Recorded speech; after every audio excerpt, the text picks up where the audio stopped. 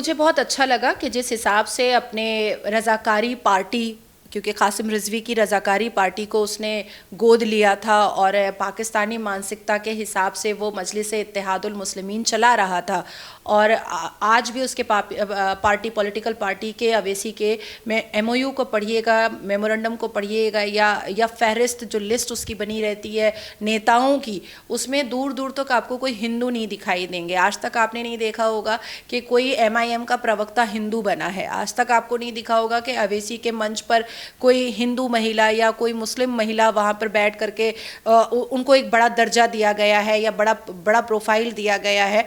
तो अगर इन सारी चीज़ों के बाद, एक पाकिस्तानी मुखबिर होने के बाद, पाकिस्तानी मानसिकता की पॉलिटिकल पार्टी चलाने के बावजूद भी आज ऑपरेशन सिंदूर के बाद केंद्र की सरकार ने उसको अगर डेलीगेशन में चूज़ किया और वो जा कर के कुछ अरबी बातों से, कुछ उर्दू बातों से, कुछ फ़ारसी मुहावरों से और उसमें इंग्लिश मिला करके अगर वो देश की खूबसूरती को और देश की पावर को, देश की सभ्यता को और देश के आर्मी को अगर वो इन्हांस कर रहा है और स्ट्रॉन्ग बता रहा है, तो मुझे लगता है कि बहुत खूबसूरत काम कर रहा है। अब मैं आती हूँ आपसे ये कहने के लिए कि मैं इसको आज भी पाकिस्तानी मुखबिर क्यों कहती हूँ। जी, इसको भी डिकोड करना बहुत ज़रूरी है। उसने अभी जो अपना परिचय दिया, वो अभी जो एफर्ट लगा रहा है, क्या वो डोमेस्टिक पॉलिटिक्स में भी यही रहेगा? क्या वो ये डेलीगेशन की पूरी प्रक्रिया ख़त्म होने के बाद वो UCC इम्प्लीमेंट होने लगेगा तो चीखेगा नहीं?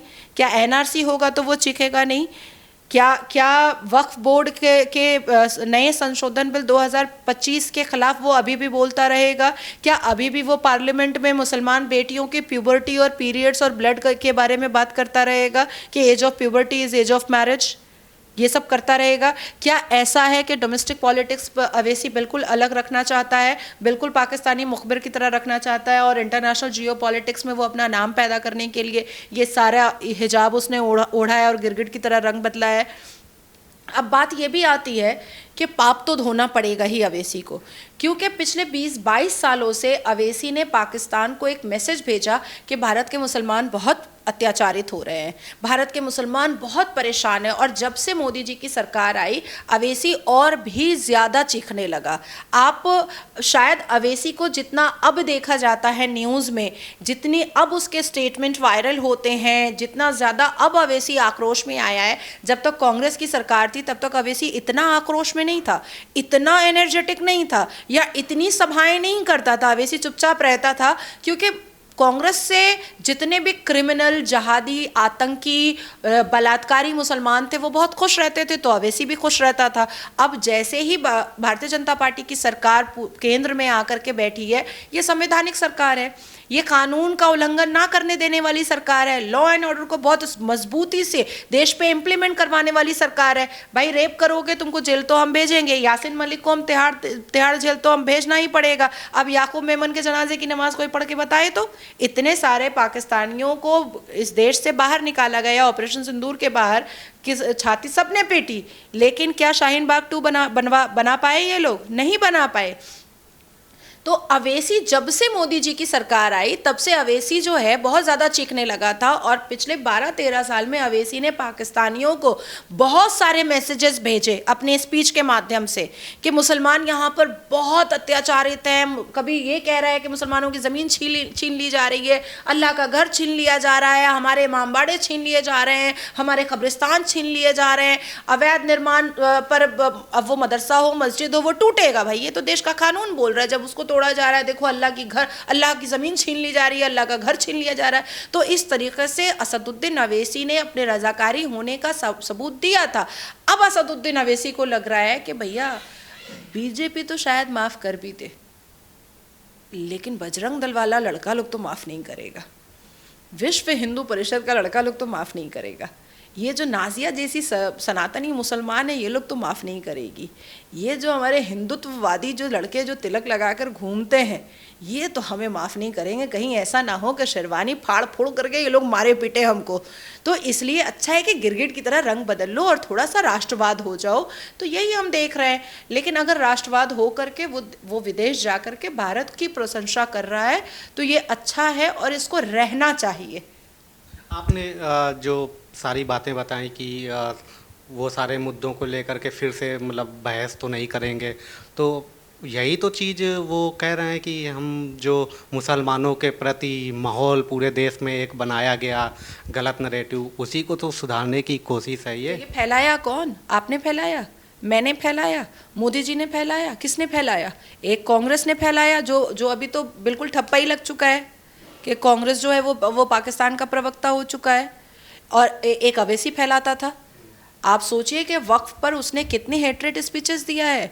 आप सोचिए कि असदुद्दीन अवैसी ने क्या नहीं कहा है मोदी जी के बारे में।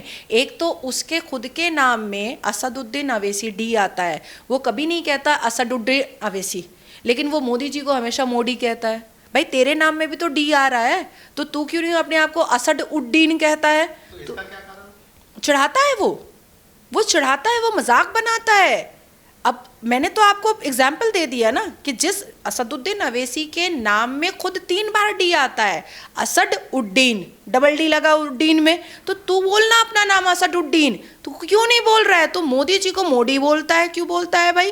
तो मुझे वो चढ़ाने का पूरा कारोबार मचाया। अब आप सोचिए कि ये जो इसका जो छोटकू है अकबर उद्दीन अवैसी, वो क्या बोला था कि 15 मिनट के लिए पुलिस हटाओ, फिर देखो क्या होता है। उसके बाद यही असदुद्दीन अवैसी ने क्या कहा था, योगी चला जाएगा योग करने, मोदी चला जाएगा पहाड़ों पे, तब तुमको कौन बचाएगा। उसके बाद फिर आप देखो यूसीसी की जैसे ही बात होती है वो कहता है मुसलमान खतरे में आ गया। उसके बाद फिर आप सोचो एनआरसी और सीए आया तो असदुद्दीन अवैसी ने सबसे ज़्यादा मुसलमानों को मिसगाइड किया। अब ज़्यादा सच्चर कमीशन की रिपोर्ट भी है कि हमारे मुसलमान जो हैं वो दलित से भी पीछे हैं पढ़ने में, अपने कुरान की किताब भी नहीं पढ़ते, तो बाकी एकेडमिक क्वालिफिकेशन की किताब क्या ही पढ़ेंगे? वो क्या ही पढ़ेंगे? जो मौलवी मुल्ला बोलता है वो सुन लेते हैं। असदुद्दीन अवैसी ने सीए में मिसगाइड किया कि सिटीजनशिप अमेंडमेंट एक्ट आएगा तो सारे मुसलमानों को निकाल दिया जाएगा। 1 साल से ऊपर हो गया और ना जाने कितने विदेश से आए हुए हिंदुओं को सिटीजनशिप मिला भी, तो कहाँ मुसलमान निकले? कोई तो नहीं निकला। अब एनआरसी पर डरा रहा है सारे मुसलमानों को निकाल दिया जाएगा, सारे मुसलमानों को निकाल दिया जाएगा। भैया जो घुसपैठियाँ हैं उनको निकाला जाएगा। अब तू घुसपैठिया है तो तुझे भी निकाला जाएगा, तेरा साबित हो जाएगा कि तू रजाकारी है तो तुझे भी निकाला जाएगा। तो ये असदुद्दीन अवैसी ने भारत के माहौल को ख़राब करने में उसका योगदान उतना ही है जितना कांग्रेस का है। तो ये तो घर की अंदर की पॉलिटिक्स है, कह रहे हैं इस पे तो हम आवाज़ उठाते ही रहेंगे, लेकिन बाहर अगर देशभक्ति दिखानी होगी तो सबसे पहले हम खड़े होंगे। आपसे या मतलब किसी भारत के लोगों से सर्टिफिकेट लेने की ज़रूरत थोड़ी है वो ऐसी को। देखिए भैया, एक इंसान का नेचर जब घर में लड़ने का होता है ना तो वो बाहर भी लड़ता ही है। और असदुद्दीन अवैसी को अपनी गलतियों को समझना भी पड़ेगा और अपनी गलतियों को आज नहीं मान रहा है कल तो ज़रूर मानना पड़ेगा। या अगर अनफॉर्चुनेट या फॉर्चुनेट अगर मैं पार्लियामेंट पहुंच गई तो मैं तो मतलब उसके शेरवानी का कॉलर पकड़ के उसको बता दूंगी लिस्ट पढ़ के कि तूने ये गलती की है। सब जैसे जैसे क्योंकि मैं तो पाकिस्तान चैनल पर बैठती थी ना, मैं तो पाकिस्तान चैनल पर बैठती थी, एज अ पैनलिस्ट बैठती थी। पाकिस्तान के प्रत्येक जो बहुत बड़े बड़े यूट्यूबर्स हैं मैंने उनके साथ इंटरेक्शन किया है बैठ करके ऑनलाइन। तो वो लोग अब टॉपिक ही मुझे देते थे। आज असदुद्दीन अवैसी साहब ने कहा है कि अल्लाह का घर मस्जिद ज्ञानवापी को मोदी जी जो है वो ख़त्म करना चाहते हैं। अब आप सोचिए पाकिस्तान को भड़का कौन रहा था? पाकिस्तान को भारत के खिलाफ इतना ज़्यादा हिंदुओं के खिलाफ नफरत कौन भर रहा था? ये असदुद्दीन अवैसी के भाषण। असदुद्दीन अवैसी जिस हिसाब से भाषण दे रहा था और अब देश के प्रधानमंत्री मोदी जी के खिलाफ भाषण दे रहा था और देश के प्रधानमंत्री मोदी जी के ऊपर एक बहुत बड़ा एलिगेशन लगा रहा था कि जब से मोदी जी आए हैं तब से भारत में मुसलमान सुरक्षित नहीं है। ये असदुद्दीन अवैसी का डायरेक्ट एलिगेशन था भारत के प्रधानमंत्री पर। और जैसा असदुद्दीन अवैसी अपने भाषणों में बोला है सेम उसी को आसिम मुनीर ने रिपीट किया था 2 नेशन थ्योरी करके कि हिंदू और मुसलमान एक नहीं हो सकते। और आज असदुद्दीन अवैसी अगर अपना पाप धो रहा है तो बहुत अच्छी बात है, मैं इसको अप्रिशिएट करूंगी, मैं उसको शाबाशी दूंगी कि पाप धो रहा है, बहुत अच्छी बात है। लेकिन वापस आने के बाद अगर फिर से उसने वही सारी चीज़ें क्रिएट किया है, या वापस आने के बाद अगर उसने फिर से अल्लाह का घर छीन ले रहा है मोदी, और बंदे का घर छीन ले रहा है मोदी, तो फिर ये बर्दाश्त नहीं होगा, ये कतई बर्दाश्त नहीं होगा। मुझे लगता है कि किसी भी बात पर अपने भड़काऊ भाषण को देने से पहले असदुद्दीन अवैसी को सारे लीगल दस्तावेज को पढ़ने की ज़रूरत है। अगर हेमंता बिस्वा शर्मा जी 1122 मदरसों को तोड़ते हैं तो फिर उसमें स्कूल भी तो बनाते हैं।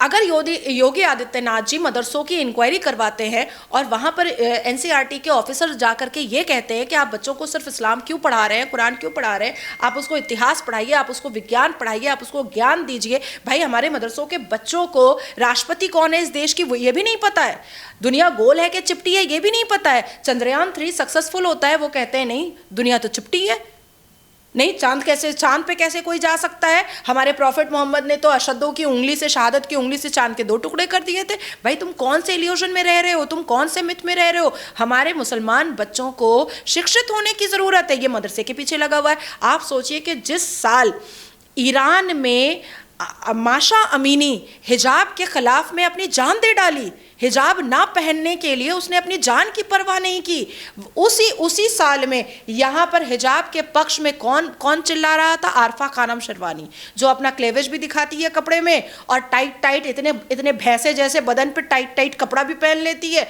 वेस्टर्न भी पहन लेती है, इतने बड़े से पेट पर, कद्दू जैसे पेट पर वो जीन्स भी चढ़ा लेती है। और वो किसके पक्ष में बात कर रही थी? हिजाब के पक्ष में। और हिजाब का मुद्दा जिसने उठाया, मुस्कान ने, वो किसकी रखेल निकली? अलकायदा के चीफ की। तब जाकर के अवैसी चुप हुआ। अब आप सोचिए कि मेरे साथ पैनल में हमेशा असदुद्दीन अवैसी का प्रवक्ता एक बैठता था, रंगरेज, जो सेलमपुर में ना कहाँ पर रहता है। हमेशा अभद्र टिप्पणियाँ मेरे ऊपर, मेरा 5 पति है, फलाना है, ढमाका है। आप यकीन माने कि मुझे फिर कलकत्ता हाई कोर्ट में उसके ऊपर केस करना पड़ा, मुझे उसके नाम का वारंट इशू करवाना पड़ा मेट्रोपॉलिटन कोर्ट से, और उसके बावजूद भी वो नहीं मान रहा था, तो फिर सारे डॉक्यूमेंट्स को मुझे अवैसी को भेजना पड़ा। आज देखिए रंगरेज हट चुका प्रवक्ता से, इतनी लंबी प्रक्रिया करनी पड़ी। वो नेशनल न्यूज़ पे मुझे डिफेम और मलाइन करता था। तो ये है MIM का सही चरित्र। तो आज अगर वो आबे जमजम से नहा करके अपने आप को राष्ट्रवाद साबित कर रहा है, तो एक बार अवैसी गंगा जल से भी नहा ले। और अवैसी अगर वाकई में राष्ट्रवाद हो चुका है तो वंदे मातरम बोल के दिखा दे, भारत माता की जय बोल के दिखा दे। तो ये जो मतलब आप तो सारी चीज़ें बता रही हैं, लेकिन जो नॉर्मल पब्लिक है, वीडियोस देखती है कि अरे ओवैसी साहब विदेश में जा कर के भारत की तरफ से इतना अच्छा पक्ष रख रहे हैं, पाकिस्तान की धज्जियाँ उड़ा रहे हैं, वो तो कहेंगे कि सीखिए ओवैसी साहब से, राहुल गांधी से अच्छे तो ओवैसी साहब हैं, वो तो नरेंद्र सरेंडर की बात करते हैं, उनसे तो मतलब ठीक ही हैं। नहीं, राहुल से तो बेटर है, कम से कम देश को खूबसूरत बता तो रहा है। राहुल गांधी से मच बेटर है असदुद्दीन अवैसी। और असदुद्दीन अवैसी की शेरवानी खोलने का वक्त आएगा तो वो वंदे मातरम भी बोल देगा, ये भी मुझे पता है। क्योंकि मुसलमान बहुत जल्दी रंग बदलते हैं, गिरगिट भी शर्मा जाए इतनी जल्दी रंग बदलते हैं। अपने आप को बचाने के लिए मुसलमान कुछ भी कर सकते हैं।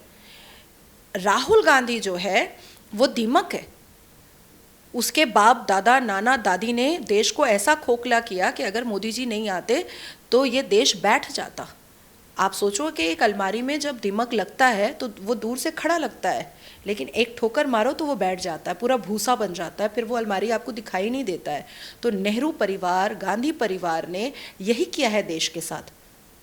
अवैसी एक तालाब का मेंढक है, लेकिन गांधी परिवार एक समुंदर का शार्क था, जिसके हिजाब को खोलना अभी भी ज़रूरत है। अवैसी क्या है? अवैसी कुछ भी नहीं है। क्या अवैसी मुसलमानों का नेता है? मुसलमान मानते हैं उसको नेता? 22 करोड़ की आबादी क्या अवैसी को अपना नेता मानने को तैयार है? अगर अवैसी वाकई में भारत के मुसलमानों का सबसे बड़ा नेता होता तो कम से कम 22 मेंबर ऑफ पार्लियामेंट तो अवैसी के होते। ज़्यादा नहीं बोल रही हूँ मैं, 22 करोड़ में सिर्फ 22 मेंबर ऑफ पार्लियामेंट MIM के मैं खोज रही हूँ। कहाँ है? अकेला है अवैसी, एकदम अकेला है, अकेला टाई टाई टाई टाई करते रहता है।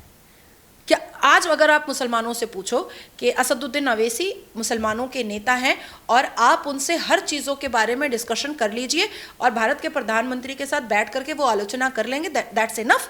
पूरी मुस्लिम कम्युनिटी 22 करोड़ मुसलमान आपके बाल को नोच लेगा। हाँ, मैंने कब बोला कि अवैसी मेरा नेता है? मैं क्यों बोलूँगा अवैसी मेरा नेता है? कम से कम 50 गाँव चाहिए, 50 गाँव अपना नया नया नेता बताएगा मुसलमान।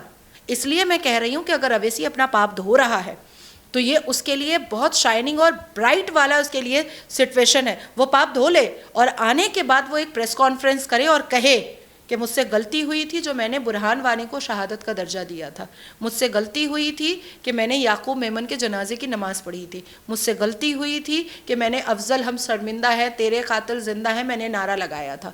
ये उसको मानना पड़े। वो आए और प्रेस कॉन्फ्रेंस करके अपनी माफ़ी मांगे। माफ़ी की तलाफ़ी की उसको ज़रूरत है, क्योंकि जिस मुसलमान को अपना वो वोट बैंक बना करके अपने आप को बहुत बड़ा नेता बनाना चाह रहा है, वो मुसलमान वोट बैंक सिर्फ हैदराबाद के 4 मीनार हैं उसके। तो इतने से आप संतुष्ट नहीं होंगी जो पाकिस्तान के खिलाफ I am not satisfied, I am not satisfied. मुझे क्या अभी इस वक्त एक घोषणा हो जाए कि यासीन मलिक को फांसी की सज़ा हो रही है, अवैसी कुछ नहीं बोलेगा? मैं ये जानना चाहती हूँ।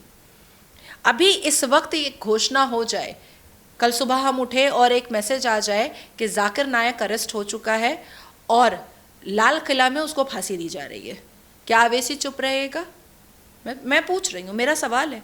फ्रीडम ऑफ स्पीच सिर्फ अवैसी के पास तो नहीं है, मेरे पास भी है। फ्रीडम ऑफ स्पीच सिर्फ इस देश के मुसलमानों के पास तो नहीं है। वो संविधान के आर्टिकल मेरे ऊपर भी तो लागू होते हैं। मैं पूछ रही हूँ, क्या अरशद मदनी और महमूद मदनी का ये गज़वाए हिंद का कॉन्सेप्ट अगर वाकई में क्लियर हो गया और ये लोग दोनों कल्प्रिट साबित हो गए कि गज़वाए हिंद की आवाज़ देवबंद से आती है गाहे बगाए, 2021 में आई थी, 2022 में आई थी, 2024 में आई थी और बज़ाफ्ते पुलिस ने वो मेल सीज़ किया था गज़वाए हिंद का, क्या इन अरशद मदनी और महमूद मदनी को जब फांसी होगी उनके ऊपर टेररिज्म के चार्जेस लगेंगे, टेररिस्ट के चार्जेस लगेंगे, तो क्या असदुद्दीन अवैसी कुछ नहीं बोलेगा? वो कहेगा देश की सुरक्षा सर्वोप्रिय, वो कहेगा देश की सुरक्षा सर्वप्रथम?